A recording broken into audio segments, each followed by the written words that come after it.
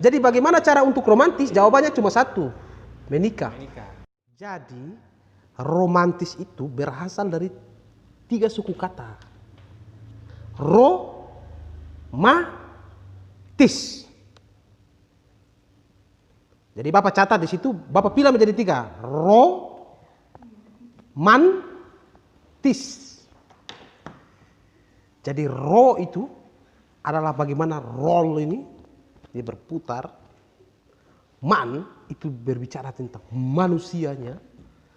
Tis itu adalah kata yang dimana dia bisa bersinambungan dengan kedua kata yang sebelumnya tadi. Kalau anak-anak muda zaman sekarang itu sering mendefinisikan kembali romantis itu dengan rokok makan gratis. Jadi romantis ini kemudian dialihfungsikan dalam aspek-aspek kehidupan. Akhirnya seseorang yang romantis itu kemudian melekatlah sikap materialistis. Gitu. Artinya bahwa kalau dia berhadapan dengan pasangannya, maka yang muncul adalah harus ada rokok, harus ada makanan yang sebenarnya dia bisa dapat secara gratis. Jadi romantis itu mirip sama rokok makan gratis tadi. Jadi materialistik itu kemudian melekat secara penuh kepada si orang yang dikatakan sebagai romantis. Ini teori baru ya? Teori baru. Makanya saya sebagai seorang pemerhati, saya kemudian melihat bahwa stigma ini harus dirubah. Harus dipilah kembali dan mindset cara pikir seperti ini itu tidak bisa dipakai lagi. Oke, baik. Ya. Baik, terima kasih, saya lanjutkan lagi. Jadi begini, saya menjelaskan dengan sangat sederhana, yang mudah dipahami oleh anak muda atau anak-anak milenial pada zaman sekarang. Saya kasih contoh, ada satu orang pasangan ini kemudian si pacar atau si pasangan laki-lakinya memberikan bunga kepada pasangannya. Orang-orang kemudian berpandangan bahwa itu adalah hal yang romantis. Bagi saya salah. Harusnya dia jangan memberikan bunga dong. Yang harus diberikan adalah bunga bank. Tidak bisa diberikan bunga. Kalau diberikan bunga bank berarti berfaedah. Bisa menjadi ekonomi kreatif ke depan. Itu yang sebenarnya persepsi romantis yang salah sebenarnya. Yang kedua, kalau bapak hanya bermodalkan motor spin, bapak bermodalkan rokok surya, bapak bermodalkan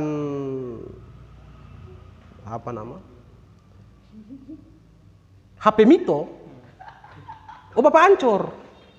Tanda kutip, hancurnya tanda kutip. Saya pastikan ada satu cewek, kemudian bapak masuk dengan motor spin, chattingan dulu. Posisi boleh ketemuan? Enggak. Tanda tanya harus, karena itu kan kalimat tanya. Dikirimlah ke perempuan. Si perempuan akan membalas, saya di sini. Boleh. Tanda seru, peringatan. Datanglah bapak dengan motor tadi yang saya sebutkan sebelumnya.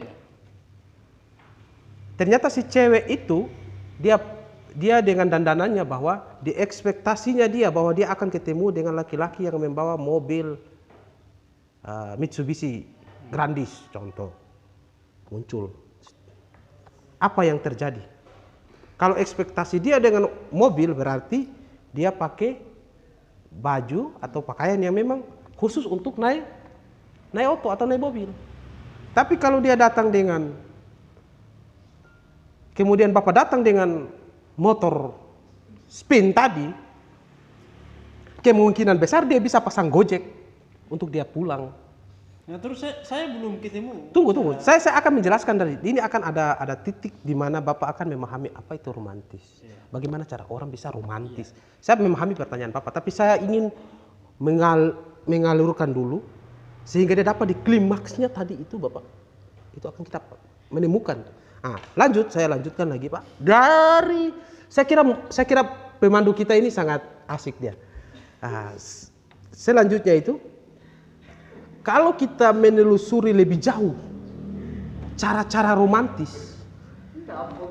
Cara-cara romantis ini kan sebenarnya sederhana saja. Sederhana saja. Saya mengatakan bahwa cara romantis ini sederhana, itu kuncinya satu. Bapak harus menikah. Itu baru Bapak bisa melabelkan romantis itu yang sebenarnya. Jadi sebentar. Jadi kalau di kesimpulannya ditaruh satu, bagaimana cara orang itu romantis, satu itu menikah. Itu kesimpulan saya. Satu itu menikah. Satu itu dia harus menikah. Bapak bayangkan saja, menikah. Bapak bayangkan saja di salah satu gubuk kecil, rumah katu, Bapak pakai sarung, istri Bapak pakai daster, istri bacuci, Bapak yang timba air. Itu romantis. Itu romantis. Sebenarnya itu romantis. Nah, sebelum lanjut saya ingin, kan tadi beberapa penjelasan tadi bahwa romantis itu terjadi ketika orang itu sudah menikah. Sudah menikah. Nah, saya tidak mau menyebutkan bahwa narasumber kita pada hari ini mengatakan bahwa orang yang belum menikah tidak romantis. Nah, tapi saya ingin menanyakan alasan. Karena kebanyakan anak muda terjebak pada kata romantis itu bahkan sebelum dia menikah. Dalam hal masa-masa pacaran, masa-masa PDKT bersama teman-teman cewek dan lain sebagainya. Oke, saya jelaskan. Terima kasih. Saya menangkap pertanyaan dari Bapak ini. Sebenarnya yang dimaksudkan dengan romantisnya, yang dimaksudkan itu adalah pemberian. Apa yang Anda berikan kepada pasangan Anda. Dan pasangan Anda, satu, terkesan. Kedua, kagum. Ketiga, level mencintainya lebih tinggi. Kan begitu.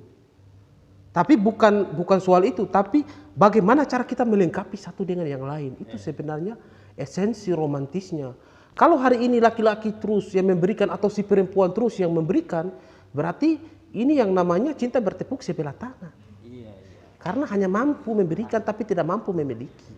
Oke, saya sudah memahami. Jadi itu yang maksud saya dari pertanyaan-pertanyaan saya tadi. Karena kita tidak bisa menjustifikasi satu pasangan itu dia materialistis.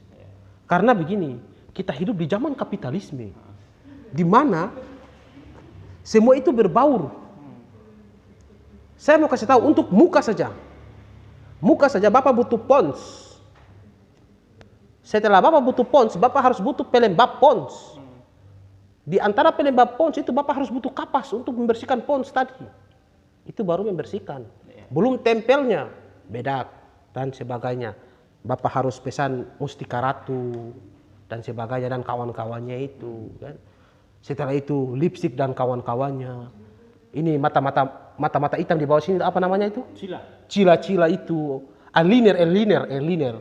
Bulu mata palsu. Itu kebutuhan ya? Itu kebutuhan. Jadi saya jelaskan bahwa apa yang sebenarnya romantis tadi itu bukan soal kita saling memberi kebutuhan tadi, tapi kita saling melengkapi untuk memenuhi. Jadi gini, manfaat romantis itu ada dipengaruhi oleh dua faktor. Ada faktor internal dan faktor eksternal. Begitu. Jadi kita mulai dari faktor internalnya dulu. Dari faktor internalnya, keduanya ini dapat apa dari romantis ini? Begitu. Jangan sampai dari romantis ini yang menguntungkan hanya satu pihak. Itu bukan romantis sebenarnya. Tapi itu lebih ke baku aniaya. Iya. Dia lebih ke baku aniaya, bukan romantisnya. Begitu. Nah, ini yang sebenarnya harus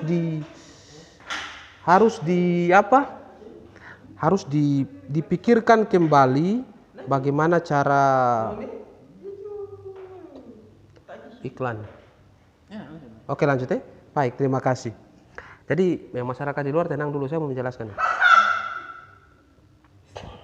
Nah, sampai di mana pertanyaan? Saya lupa tadi pertanyaan itu. Pertanyaan manfaat romantis. Manfaat romantis tadi dibagi dua, ada faktor internal dan faktor eksternalnya. Nah, karena memang kita jelaskan dulu di faktor internalnya. Karena di faktor internalnya itu harus dua-dua itu saling membutuhkan. Dan dua-dua itu saling menguntungkan. Jangan sampai hanya satu yang menguntungkan. Kalau si ceweknya saja menguntungkan atau si cowoknya yang untung sendiri, wah itu bahaya. Itu namanya baku aniaya. Bukan baku sayang, tapi baku aniaya. Oke, baik. Saya sudah mengerti. Ya, saya selanjutkan di faktor eksternalnya. Ya. Nah, di faktor eksternalnya itu, dari kedua belah pihak ini, itu orang-orang yang ada di sekitar situ harus mendapatkan manfaat-manfaatnya.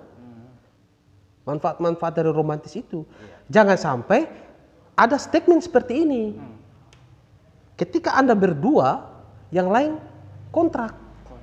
Dunia, jadi dia bilang di pasangan, cuma kita dengan saja. Seakan dunia ini milik berdua. Terus orang yang di sini-sini yang tong yang bak ojek, tong yang mencari ini tong apa? Bak kontrak. Nah, itu manfaat. Saya bilang secara eksternal tadi itu harus jadi punya manfaat. Jadi minimal Bapak kalau secara internal kalau mau romantisnya manfaatnya itu Bapak, saya kasih contoh satu. Bapak romantisnya itu coba kalau Bapak berromantis sambil menjual gorengan. Saya kembali ke yang sebelumnya tadi. Bagaimana cara romantis? Karena dengan cara romantis kita bisa mendapatkan manfaat romantis. Kan begitu? Toh? Berarti caranya begini. Ketika Bapak sudah bersama-sama, toh? Taruhlah kita berjualan pisang goreng. Berarti kita membangun sense romantisnya tadi. Lewat jualan pisang goreng. Lewat jualan pisang gorengnya. Istri Bapak yang, karena ini kan dia kembali ke yang pertama juga, romantis harus menikah. Jadi sampai di istrinya Bapak itu, istri Bapak menggoreng. Bapak yang kupas pisang. Ini sisi romantis ya? Sebab itu sisi romantis, sense romantisnya. Tapi punya manfaat yang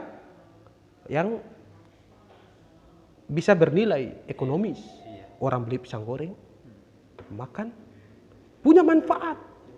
Itu manfaat. Baik, terima kasih. Untuk menutup, saya ingin memberikan satu pernyataan menarik. Untuk menutup perjumpaan kita pada kesempatan hari ini. Jadi saya ingin menyampaikan satu penggalan yang disampaikan oleh Dr. Huston. Dia bukunya saya sudah lupa, tapi penulisnya itu Dr. Huston. Ya, jadi dia bilang begini. Anda harus mencintai orang yang mencintai Anda. Jangan sampai Anda masuk jurang.